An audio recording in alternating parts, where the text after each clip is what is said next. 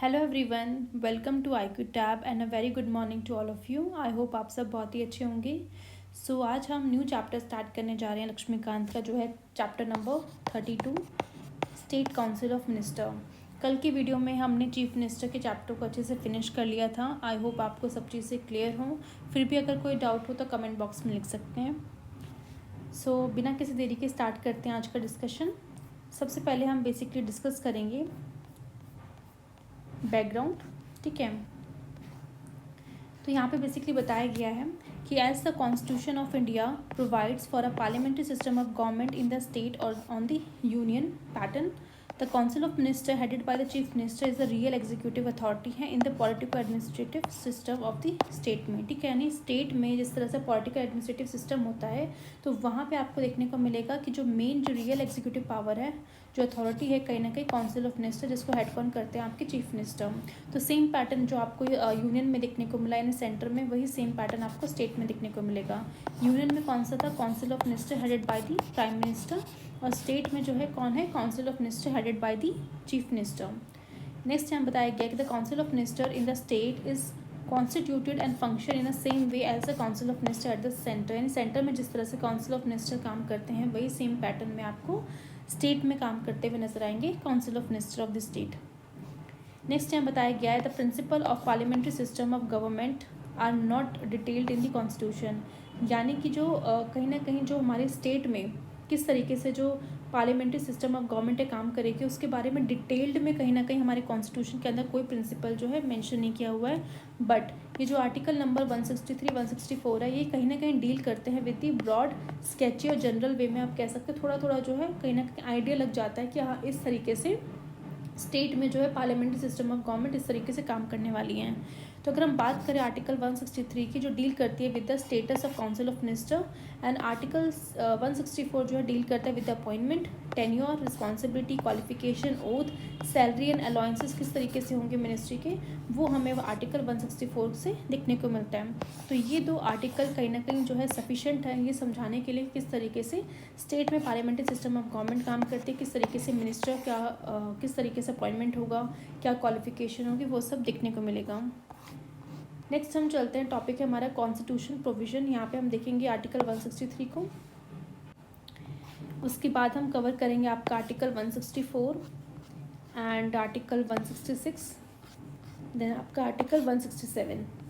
Although हमने chief minister के उसमें ये सब पढ़े हुए हैं, बट अगेन फिर से पढ़ लेते हैं बिकॉज अब यहाँ पे हम स्टेट काउंसिल ऑफ मिनिस्टर कर रहे हैं, तो यहाँ पे भी देख लेते हैं। पहले हम बात करते हैं आर्टिकल 163 की, जो बात करता है council of minister to aid and advice करेंगे गवर्नर को, ठीक है। तो यहाँ पे बताया गया है इसमें आर्टिकल में कि there shall be a council of minister with chief minister as the head, जो कि एड एंड एडवाइस करेंगे गवर्नर को in the exercise of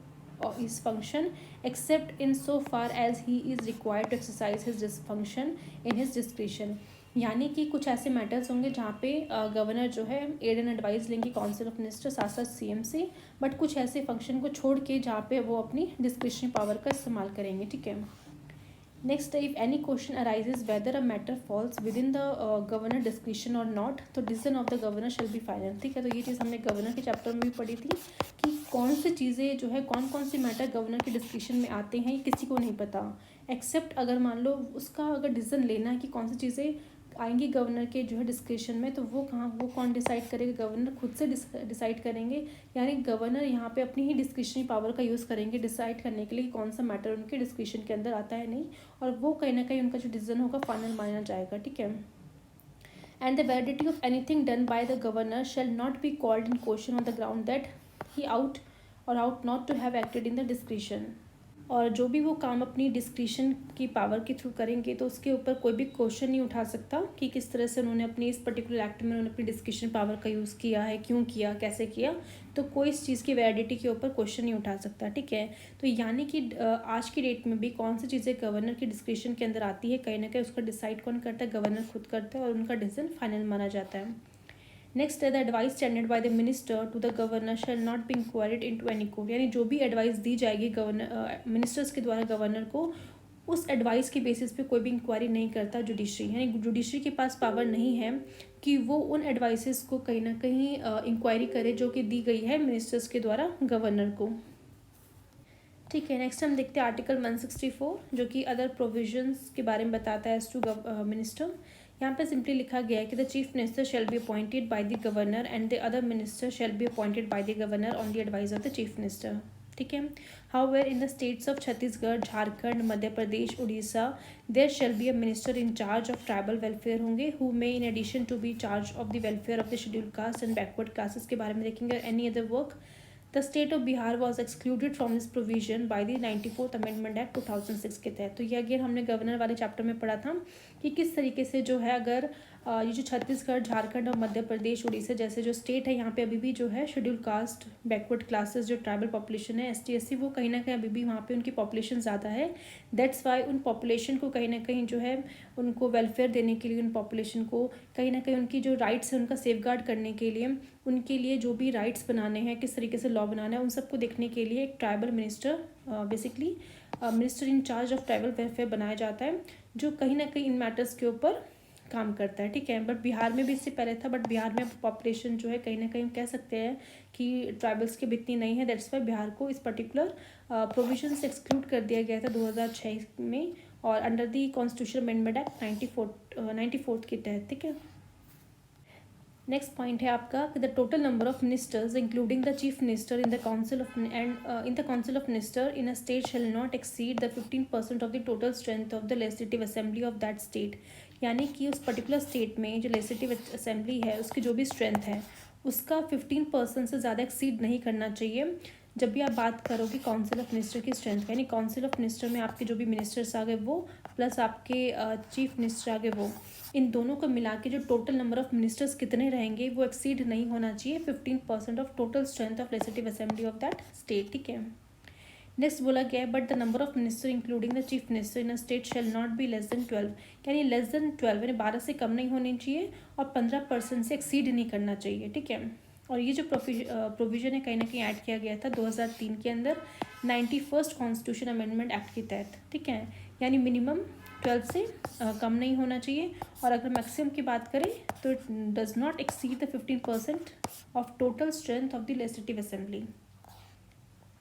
next है a member of either house of a state legislature belonging to any political party who is disqualified on the ground of defection shall also be disqualified to be appointed as a minister. This provision was also added by the 91st Constitution Amendment Act 2003। यानी कि अगर मान लो कोई भी member है किसी भी house का, चाहे वो स्टेट लेजिस्लेटिव असेंबली का हो या फिर स्टेट लेजिस्लेटिव काउंसिल का हो, किसी भी हाउस का अगर वो पर्टिकुलर मेंबर है, किसी भी पॉलिटिकल पार्टी से बिलोंग करता है, अगर उस पर्टिकुलर मेंबर को डिस्क्वालीफाई कर दिया इस बेसिस पे कि उसने बेसिकली जो ग्राउंड ऑफ डिफेक्शन है उसको ब्रीच किया है, तो उस बेसिस पे अगर उस मेंबर का डिस्क्वालिफिकेशन हुआ है तो कहीं ना कहीं वो अगर मेंबर अगर मिनिस्टर की तरह अपॉइंट हो रखा है तो एज अ मिनिस्टर के तौर पे भी उसको डिस्क्वालीफाई कर दिया जाएगा। ठीक है, और इस प्रोविज़न को 2003 में ऐड किया था 91st अमेंडमेंट के द्वारा। नेक्स्ट पॉइंट है कि a member of either house of a state legislature belonging to any political party, अच्छा ये तो हो गया था। नेक्स्ट पॉइंट है the minister shall hold office during the pleasure of the governor. ठीक है, यानी जो भी आपके मिनिस्टर्स हैं वो कहीं ना कहीं गवर्नर के प्लेजर में काम करेंगे। ठीक है, नेक्स्ट यहाँ पे बोला गया है the council of minister shall B collective responsible होना चाहिए स्टेट लेजिस्लेटिव असेंबली के। तो ये मैंने कई बार आपको बता दिया है कि बेसिकली जो भी काम किया जाता है काउंसिल ऑफ मिनिस्टर के द्वारा वो कहीं ना कहीं अकाउंटेबल होते हैं अपने काम के लिए, और वो चीज़ें कहीं ना कहीं अगर असेंबली के द्वारा अगर मान लो कुछ भी चीज़ें पूछी जाती है तो उनको बताना ही पड़ेगा। ठीक है, बिकॉज वो कलेक्टिवली रिस्पॉन्सिबल है लेजिस्लेटिव असेंबली के। नेक्स्ट है the governor shall administer the oath of office and secrecy to a minister, यानी वो जो पर्टिकुलर मिनिस्टर को जब अपॉइंट किया जाता है तभी उनसे ओथ भी दिलवाई जाती है और साथ साथ सिक्रेसी की भी ओथ दिलवाई जाती है, ताकि कुछ भी ऐसा पर्टिकुलर मैटर है जिसमें वो पर्टिकुलर मिनिस्टर इन्वॉल्व है तो उन्हें उस सिक्रेसी के तहत जो है उस इन्फॉर्मेशन को कोई लीक नहीं करना है, किसी पर्सन के साथ शेयर नहीं करना है जब तक कोई ऑफिशियल ऑर्डर ना आ जाए कि हाँ इस चीज़ को फाइनली मीडिया के सामने लेके जाना है या फिर फाइनली इसको अनाउंस करना, तो उससे पहले कहीं ना कहीं वो इन्फॉर्मेशन लीक नहीं होनी चाहिए। नेक्स्ट बोला गया है a minister who is not a member of the state legislature for a period of 6 consecutive month shall be cease to be a minister. यानी अगेन वही वाली बात है कि अगर कोई पर्टिकुलर पर्सन जो कि किसी भी हाउस का बेसिकली मेंबर नहीं है, ना ही स्टेट लेजिस्लेटिव असेंबली का मेंबर है, ना ही स्टेट लेजिस्लेटिव काउंसिल का मेंबर है, बट उस पर्सन को जो है बेसिकली मिनिस्टर बनाया जा सकता है। बट कब तक वो मिनिस्टर बन के रहेगा? सिर्फ 6 महीने तक, यानी 6 महीने के अंदर उसे किसी भी तरीके से मेंबरशिप लेनी पड़ेगी दोनों में से किसी भी हाउस की। अगर पर्टिकुलरली स्टेट में अगर सिर्फ स्टेट लेजिस्लेटिव असेंबली ही है तो वहाँ की वो मेंबरशिप ले। अगर उस पर्टिकुलर स्टेट में अगर लेजिस्लेटिव काउंसिल भी है यानी बाईकैमरलिज्म है तो वहाँ पे स्टेट लेजिस्लेटिव काउंसिल का मेंबरशिप लेनी पड़ेगी। तो मतलब दोनों उसके ऊपर है कि वो किस पर्टिकुलर जो है हाउस का मेंबर बनना चाहता है। ठीक है, तो यानी मेन चीज़ ये है कि 6 महीने तक ही वो मिनिस्टर बन सकता है एज आउटसाइडर। पर अगर 6 महीने के बाद भी उसको कंटिन्यू करना है एज अ मिनिस्टर के फॉर्म में तो उसको बेसिकली मेंबर बनना ही पड़ेगा स्टेट लेजिस्लेचर का। अदरवाइज जो भी उसकी जो मिनिस्टरशिप है वो सीज कर दी जाएगी, फिर वो मिनिस्टर नहीं रह पाएगा। ठीक है, next the salary and allowances जो होते हैं मिनिस्टर की कौन डिटरमाइन करता है? स्टेट लेजिस्लेचर, यानी किस तरीके से सैलरी को बढ़ानी है, कितना करना है, कहीं ना कहीं वहाँ की लेजिस्लेचर डिसाइड करती है। नेक्स्ट है आपका आर्टिकल 166 जो कि बात करता है conduct of business of the government of a state. तो सबसे पहला पॉइंट इसमें देखते हैं, इस आर्टिकल में बताया गया है कि ऑल एग्जीक्यूटिव एक्शन जो होंगे गवर्नमेंट ऑफ अ स्टेट के shall be express to be taken in the name of governor, ने गवर्नर के नाम पे कहीं ना कहीं वो सारे एग्जीक्यूटिव एक्शंस को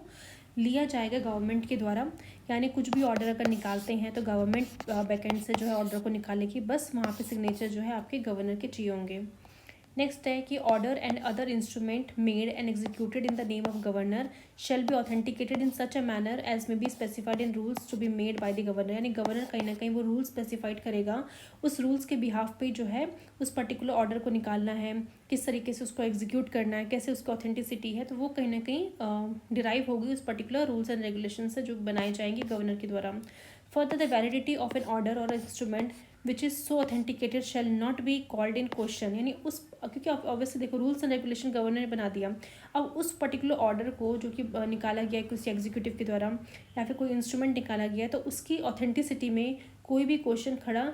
नहीं कर सकता कि भाई आपने क्यों निकाल दिया। ठीक है, तो जो वैलिडिटी जो होगी इस पर्टिकुलर ऑर्डर इंस्ट्रूमेंट की विच is so authenticated shall not be called in question on the ground that it is not an order instrument made और एग्जीक्यूटेड बाय द गवर्नर, कि भाई ये तो गवर्नर ने निकाला है, ये गवर्नर के द्वारा तो नहीं लाया गया, तो ये आप ऑर्डर कैसे निकाल सकते हो? तो ऐसा बिल्कुल नहीं है। ठीक है, यानी कि जो भी एग्जीक्यूशन के काम है, कोई भी ऑर्डर निकालना, इंस्ट्रूमेंट निकालना है तो गवर्नमेंट ही लेके आएगी, बट उसके रूल्स एंड रेगुलेशंस गवर्नर ने बता दिए, उस हिसाब से वो लेके आएंगे एंड उस पर्टिकुलर ऑर्डर में जो है गवर्नर के सिग्नेचर रहेंगे, फिर उसकी वैलिडिटी पे उस पर कोई भी क्वेश्चन नहीं कर सकता कि भाई ये तो गवर्नर के द्वारा नहीं निकाला गया, ऐसा कोई क्वेश्चन नहीं कर सकता।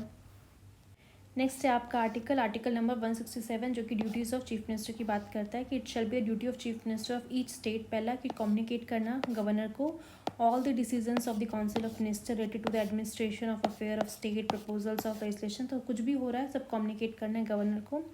Second, to furnish such information related to the administration of the affairs of the state, proposal of legislation as a governor में कॉल, अगर गवर्नर को लगता है कि उनको जो इन्फॉर्मेशन चाहिए तो वो बताने का काम कौन करेंगे? Chief minister.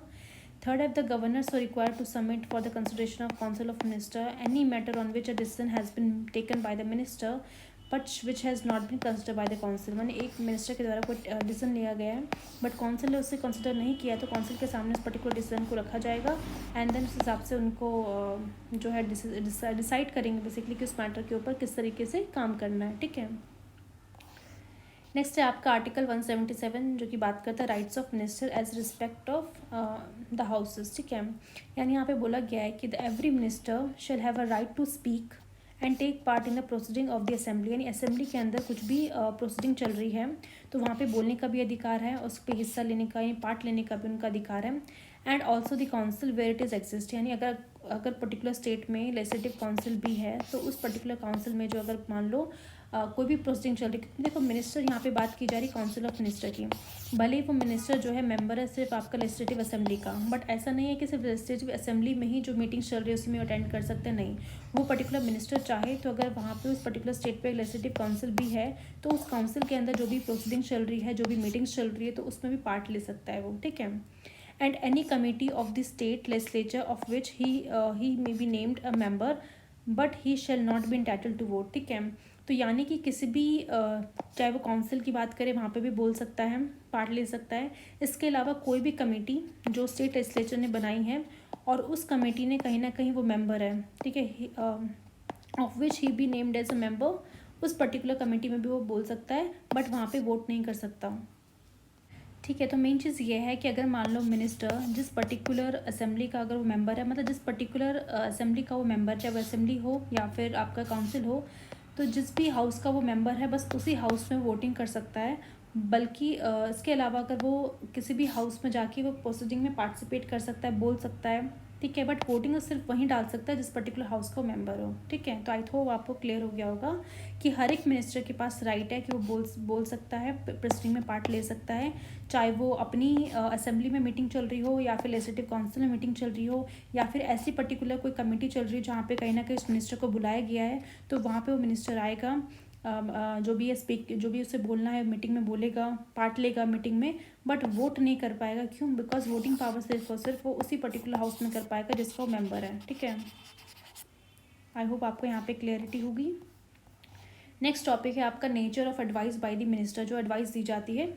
मिनिस्टर के द्वारा, उसका हम बात करें तो आर्टिकल 163 जो कि बात करता है कि it provides for a council of minister with the chief minister at the head to aid and advise the governor in the exercise of his function except discretionary one if any question arises whether a matter falls with in the governor discretion और not, the decision of governor is final, the validity of any done by him it cannot be challenged in question on the ground that he ought or ought not to be have acted in his discretion। तो I think ये point हमने इतनी दफ़ा discuss कर लिया है, पहले governor में हमने डिस्कस किया, देन चीफ मिनिस्टर में इसको डिस्कस किया, देन हम इसको स्टेट काउंसिल ऑफ मिनिस्टर में भी पॉइंट डिस्कस कर रहे, तो आई थिंक ये पॉइंट अब आपको रट गया होगा। ठीक है, तो आई थिंक इसमें समझाने वाला कुछ नहीं है। सिंपली क्या है, ऐसा कोई भी मैटर जहाँ पे काउंसिल ऑफ मिनिस्टर की एडवाइस ली जानी है वहाँ पे काउंसिल ऑफ मिनिस्टर के द्वारा एडवाइस लेंगे,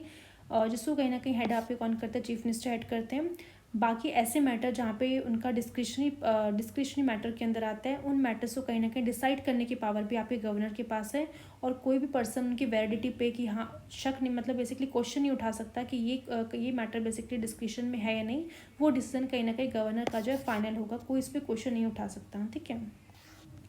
नेक्स्ट बोला गया further the nature of advice tended by the minister to the governor can not be inquired in any court. Again हमने देख लिया है कि जो भी एडवाइस दी जाएगी आपके मिनिस्टर्स के द्वारा गवर्नर को, उसको कोई भी कोर्ट इंक्वायरी नहीं कर सकता। This provision emphasizes that the intimate and the confidential relationship between the governor and the minister, कि किस तरीके से गवर्नर और मिनिस्टर का जो रिलेशनशिप है काफ़ी ज़्यादा इंटीमेट है, कॉन्फिडेंशियल है, कि जो भी काम वो आपस में बातचीत कर रहे हैं कोई भी उस पर क्वेश्चन नहीं उठा सकता, कोई भी उसकी बात पे कोई भी मतलब उसकी एडवाइस पे जो है बेसिकली इंक्वायरी नहीं कर सकता। नेक्स्ट हम बात करते हैं इन 1971 में the supreme court rule that the council of minister must always exist to aid and advice करेंगे गवर्नर को even after the dissolution of the state legislative assembly और resignation of a council of minister, hence the existing ministry may continue in office until his successor assume the charge. तो यहाँ पे आपको इस provision में कहीं ना कहीं थोड़ा सा डाउट होगा कि भाई ऐसे कैसे हो सकता है कि यहाँ पे मतलब डिसोल्यूशन हो गया लेजिस्लेटिव असेंबली का, फिर भी काउंसिल ऑफ मिनिस्टर जो है एडवाइस दे रही है। तो ऐसा यहाँ पे 1971 में सुप्रीम कोर्ट ने बेसिकली रूलिंग के दौरान ये सब बताया था कि भले ही आपकी डिसोल्यूशन हो जाए स्टेट लेजिस्लेटिव असेंबली, यानी असेंबली डिसॉल्व हो चुकी है, ठीक है, साथ ही साथ काउंसिल ऑफ मिनिस्टर ने रिज़ाइन दे दिया है, बट फिर भी जो आपके जो काउंसिल ऑफ मिनिस्टर है वो हमेशा एग्जिस्ट रहेंगे कहीं ना कहीं एडवाइस देने के लिए गवर्नर को, क्योंकि देखो काम तो चलता रहेगा जब तक न्यूली जो गवर्नमेंट है इलेक्ट होकर नहीं आती, तो जब तक वो नहीं आ रही तब तक आपके काउंसिल ऑफ मिनिस्टर जो है एडवाइस देते रहेंगे, एंड उसके बाद जो आपकी जो भी न्यू सक्सेसर आएगा वो उसको उस चार्ज को एज्यूम कर लेगा। ठीक है, नेक्स्ट बोला गया अगेन इन 1974 में the court clarified that except in sphere where the governor is to act in his discretion, अगर उस फेयर को कहीं ना कहीं अगर हम छोड़ दें, उसके अलावा गवर्नर को जो है एक्ट करना पड़ेगा on the aid and advice of the council of minister in the exercise of his power and function. जो भी काम किया जा रहा है गवर्नर के द्वारा, जो भी डिसीजन ले रहे हैं, कुछ भी एक्शन कर रहे हैं, कुछ भी फंक्शन परफॉर्म कर रहे हैं, तो अगर डिस्क्रिशनरी स्फेयर को अगर छोड़ दें, उसके अलावा जो भी चीज़ें आएंगी वहाँ पे कहीं ना कहीं उन्हें किसके एडवाइस में काम करना है, काउंसिल ऑफ मिनिस्टर के एडवाइस में काम करना है। नेक्स्ट है he is not required to act personally without the aid and advice of the council of minister और against the aid and advice of council of minister. ठीक है, whenever the constitution required the satisfaction of the governor, the satisfaction is not the personal satisfaction नहीं होनी चाहिए of the governor की, but it is satisfaction of the council of minister। ठीक है, यानी कि सिंपली यहाँ पे बोला गया है कि जब भी गवर्नर को काम करने के लिए बोला जाएगा कि भाई ये काम करना है वो काम करना है, तो उस काम को पर्सनल लेवल पे होके नहीं करेंगे कि भाई मैं कह रहा हूँ दैट्स वाई ऐसे करना, नहीं, उनको वहाँ पे एडवाइस लेनी ही पड़ेगी काउंसिल ऑफ मिनिस्टर की, बिना उनके अगेंस्ट, यानी उनकी जो एड एंड एडवाइस के अगेंस्ट वो काम नहीं करेंगे कि नहीं ये जो एडवाइस दे रहे हैं उसे छोड़ के मैं पर्सनली जो भी मेरा काम है वो काम करता हूँ मैं, ठीक है, या फिर ये जो एडवाइस दे रहे हैं उसको फॉलो ना करके इस तरीके, जैसा कि हमें पता है वो एडवाइस बाइंडिंग नहीं है, बट कहीं ना कहीं सुप्रीम कोर्ट ने इन पर्टिकुलर रूलिंग के थ्रू जो है जो 1974 में देखने को मिलेगा, अपनी रूलिंग के दौरान ये चीज़ क्लियर कर दी है कि गवर्नर जो है बस बेसिकली अपने पर्सनल वे में चीज़ों को काम ना करके वो एड एंड एडवाइस में ही काम करे काउंसिल ऑफ मिनिस्टर की, जिसको हेड कौन करते हैं आपके चीफ मिनिस्टर। और बोला गया है कि जब भी when ever the constitution require the satisfaction of the governor, मतलब जिस पर्टिकुलर मैटर में यहाँ पे बोला जाता है कि हाँ गवर्नर की इसमें सेटिस्फैक्शन होनी चाहिए, तो वो जो सेटिस्फैक्शन वर्ड है वो पर्सनल सेटिस्फैक्शन नहीं होना चाहिए, ठीक है, कि वो पर्सनली उस चीज़ को सेटिस्फाई कर रहे हो कि नहीं मुझे लगता है कि ये काम होना चाहिए, मुझे लगता है कि ये लॉ ऐसे आना चाहिए, मुझे लगता है कि यहाँ पे जो है प्रेसिडेंशियल रूल लगना चाहिए, मुझे लगता है कि यहाँ पे स्टेट काम नहीं करी, तो जो मुझे वाला जो सेटिस्फैक्शन है ना ये नहीं होना चाहिए। गवर्नर का जो बेसिकली रोल है वो है कि जो सेटिस्फैक्शन है काउंसिल ऑफ मिनिस्टर की वो वहाँ पे होनी चाहिए, ठीक है। तो जब भी बात गवर्नर की सेटिस्फैक्शन की आती है तो वहाँ पे गवर्नर की सेटिस्फैक्शन पर्सनल वे में ना होके काउंसिल ऑफ मिनिस्टर किस तरह से सेटिस्फाई कर रहे हैं वो कहीं ना कहीं मैटर करता है। तो ये चीज़ें कहीं ना कहीं सुप्रीम कोर्ट के द्वारा कही गई है। ओके, आई होप आपको यहाँ तक क्लियर होगा चीज़ें। तो आज के लिए हम यहीं पे एंड करते हैं। आई होप आपको आज का टॉपिक अच्छे से समझ में आ गया हो। इसके अलावा कुछ कुछ टॉपिक्स हैं जो बचते हैं आपके, जैसे कि अपॉइंटमेंट किस तरीके से होता है मिनिस्टर का, ओथ कैसे मिलती है, सैलरी, कलेक्टिव रिस्पॉन्सिबिलिटी क्या है, इंडिविजुअल रिस्पॉन्सिबिलिटी क्या है, लीगल रिस्पॉन्सिबिलिटी है या नहीं है, composition of council of minister बचता है, कैबिनेट है, कैबिनेट कमिटीज़ है, तो वो हम नेक्स्ट वीडियो में जो है फिनिश कर लेंगे। सो अगर आज का वीडियो आपको अगर पसंद आए तो प्लीज़ लाइक शेयर और सब्सक्राइब कीजिएगा।